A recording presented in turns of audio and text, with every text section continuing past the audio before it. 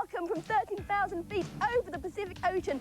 Sorry, I can't stop to talk now. I'm in the middle of a dogfight with a man from Belgium.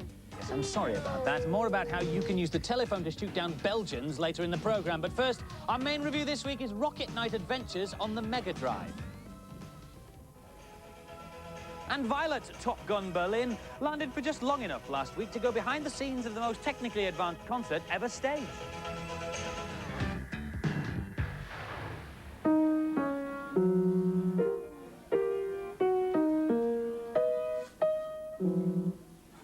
Well, if that's the nearest you get to musical composition, 2 or 3 notes on a piano and anybody within earshot runs for cover with their fingers in their ears, then what you need is this, the Deluxe Music Construction Set 2. Now, if you remember the original, you will realise that this has taken 7 years to come out. But when you see what the software is capable of, you will understand why.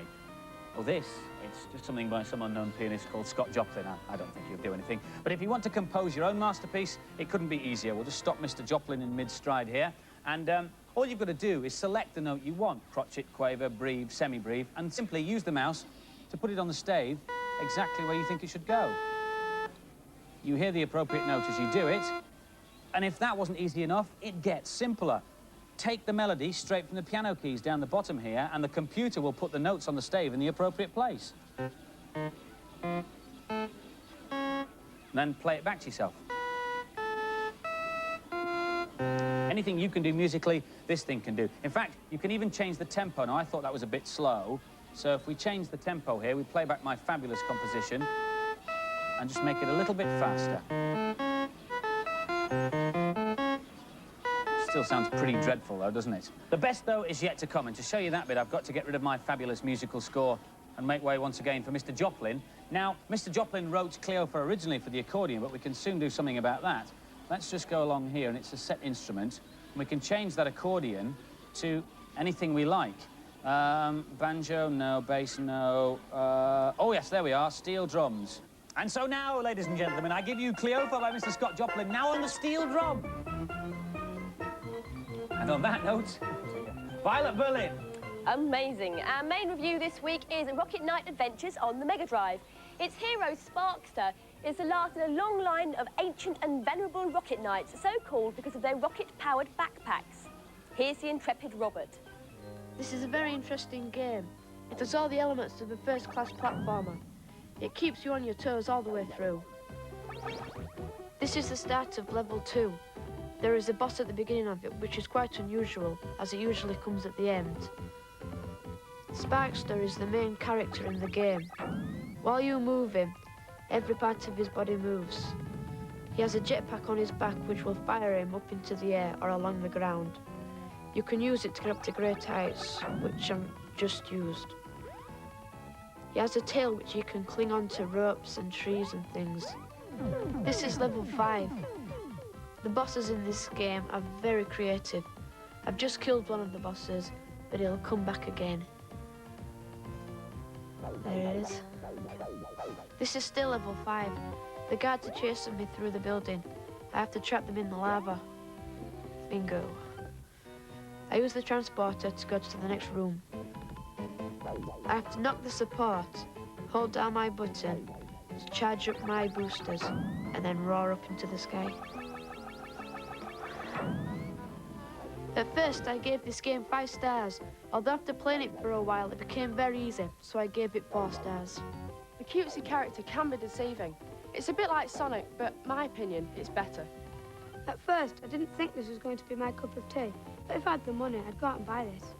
And so the final scores for Rocket Knight Adventures. The girls gave it a good score of 4 out of 5, and the boys liked it too. 4 out of 5 from them.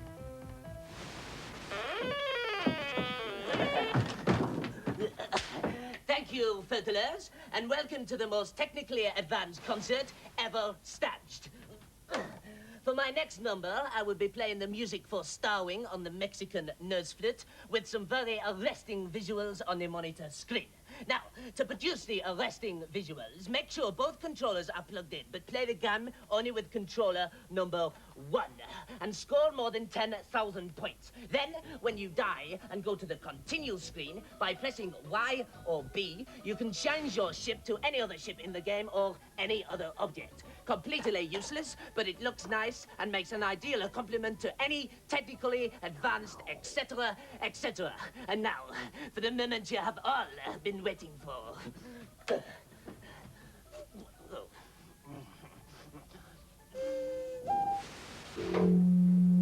2, 1, 2. Hello, England, and welcome to Main Road Football Stadium, home of the Light Blues Manchester City. Today it's home to a different kind of team, the road crew of keyboard wizard Jean-Michel Jarre, who's touring Europe this autumn, playing with a cast of thousands to an audience of millions.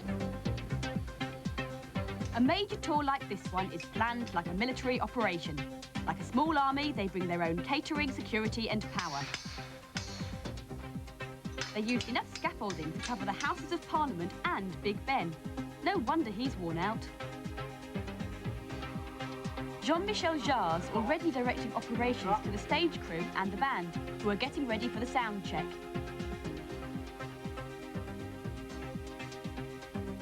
It takes 4 days to build the set, but things only really come together in the last 24 hours before the performance. Much of the music is stored electronically on sequencers. Sequencers are computer-controlled keyboards. They talk to each other using a musical instrument digital interface, otherwise known as MIDI. 3 hours before the gates are due to open, and they're on their final run-through to sound.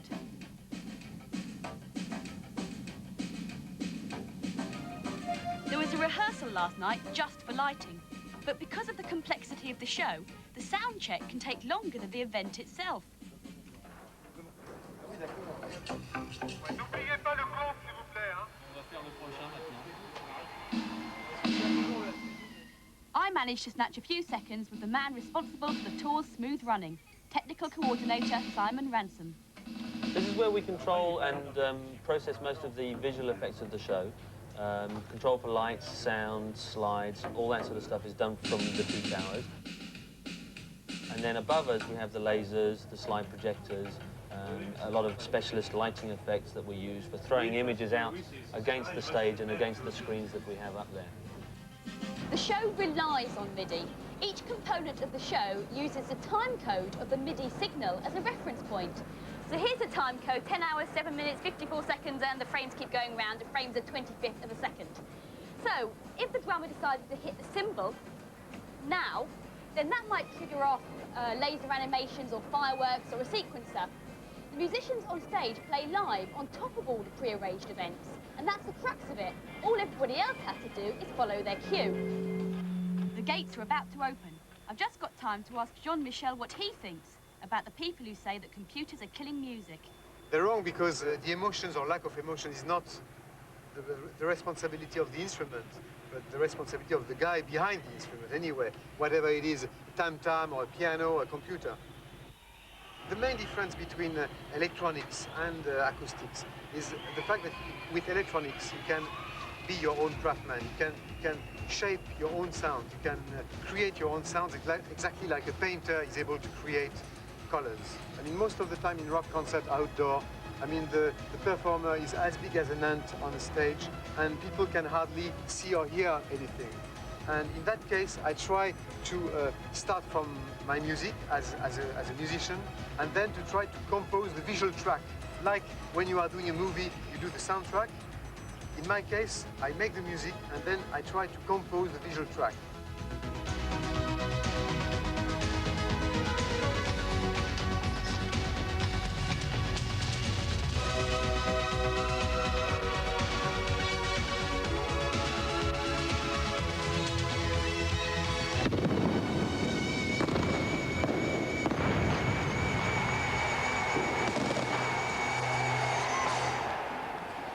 It's just like my garden on bonfire night.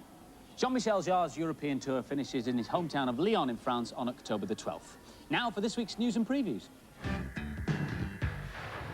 The latest add-on for both Game Gear and Game Boy are these radio tuners.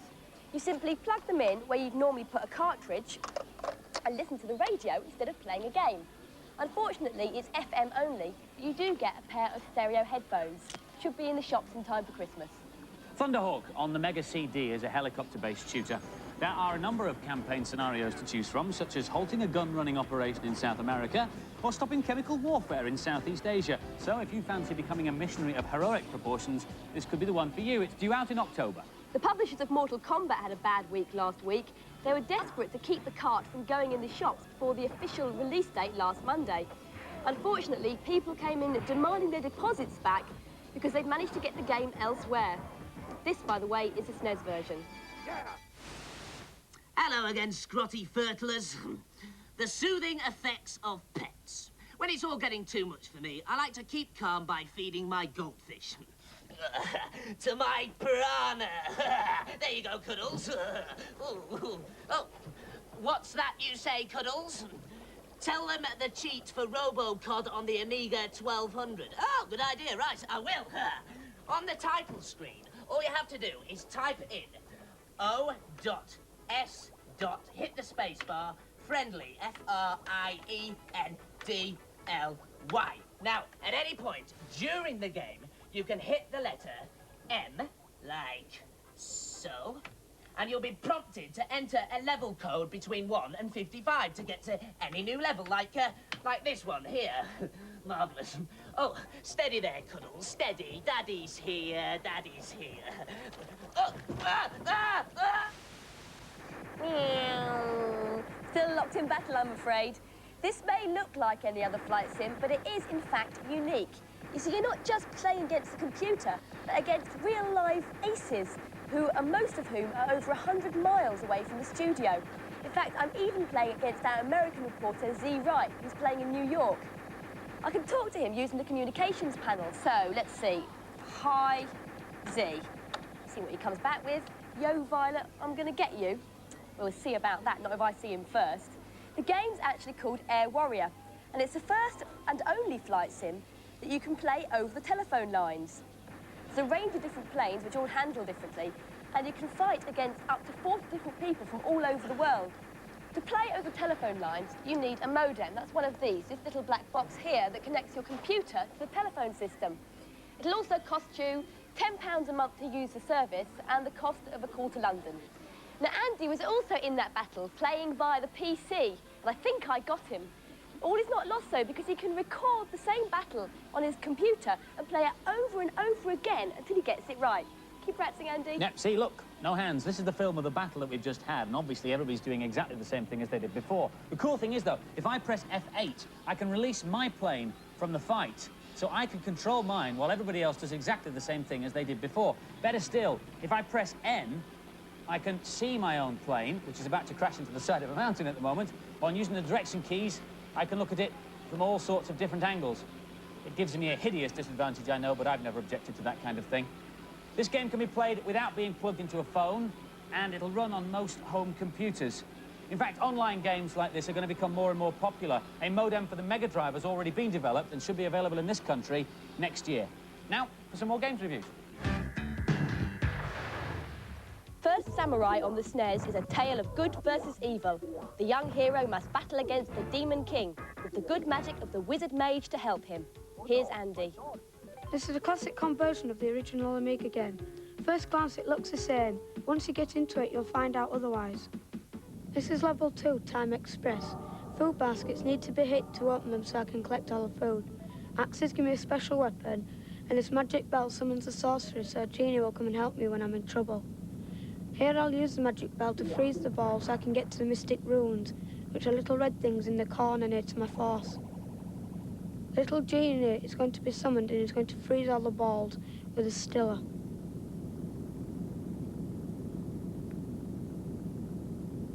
I have to hit the balls to get past them, otherwise they will drain my energy, which is in the bottom left. Little stars flying about regain my force. Here I've broke through the wall with the mystic to get a mystic rune. I did this by summoning my sorcerer with the bell.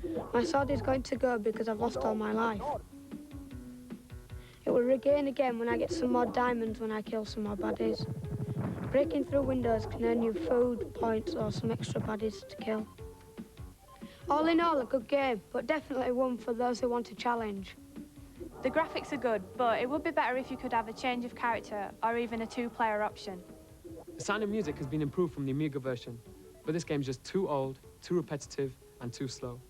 And the scores for First Samurai, the girls gave it an average 3 out of 5, and the boys agreed. They gave it 3 out of 5 too. Garfield makes an appearance today in his own Game Boy title. He's taken time out from sleeping to visit some ancient ruins with his friend Odie the dog, but has fallen into a labyrinth of old rooms. Luckily, he's brought his drill along, as you do. Here's Angela to help him out. Garfield's one of my favourite cartoon characters, so I was really looking forward to playing this game. It does actually look like Garfield, and the animation is really good. I'm drilling there to get rid of that block, collecting a bomb so I can blow up some baddies, like that mushroom. You have to press select so you can blow up the bomb, blow up the baddies. It's difficult with the buttons because you have to work out how to use them at first. This is the end of level key that comes down, and then you have to find the door. You have to blast the blocks away, and it can be a bit difficult because you have to be in the right place. But if you're not quick enough or you can't blast any more blocks, you can get a bit wedged in. It's difficult to find out how to jump. Got wedged in. This game, it gets harder and harder as it goes along. I got to level 17 before I just had to give up because it was so impossible.